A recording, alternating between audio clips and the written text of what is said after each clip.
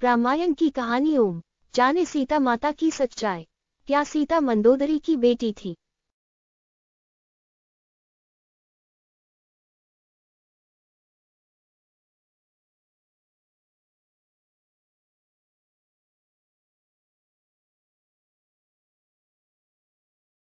माता सीता के जन्म को लेकर कई कहानियां प्रचलित हैं।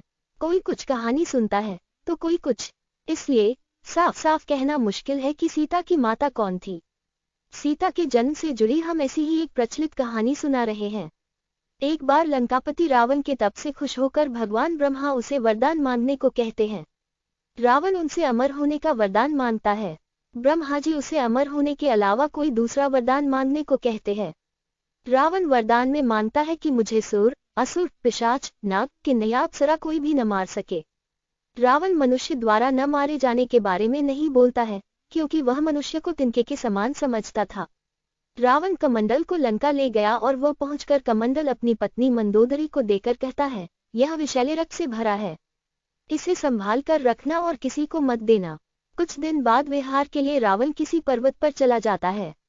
मंदोदरी को इस तरह रावण का जाना अच्छा नहीं लगता है। वो मृत्यु प्राप्त करने के लिए कमंडल में भरे विष का पान कर लेती है। कमंडल के रक्त को पीने के कुछ समय बाद मंदोदरी गर्भवती हो जाती है। गर्भवती होने के बाद मंदोदरी घबरा जाती है कि महल में मौजूद अन्य लोग उसके बारे में क्या सोचेंगे। फिर मंदोदरी तीर्थ यात्रा का नाम लेकर कुरुक्षेत्र चली जाती है।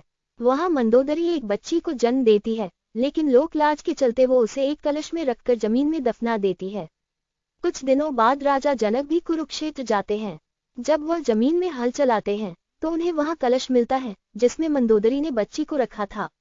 बच्ची को कलश से निकालते ही आसमान से फूलों की वर्षा होने लगती है और साथ में आकाशवाणी भी होती है।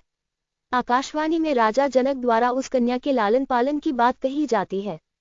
हल की सीट हल के आगे का नुकीला भाग से टकराने की वजह से कलश मिला था, इसलिए राजा जनक ने कन्या का नाम सीता रखा।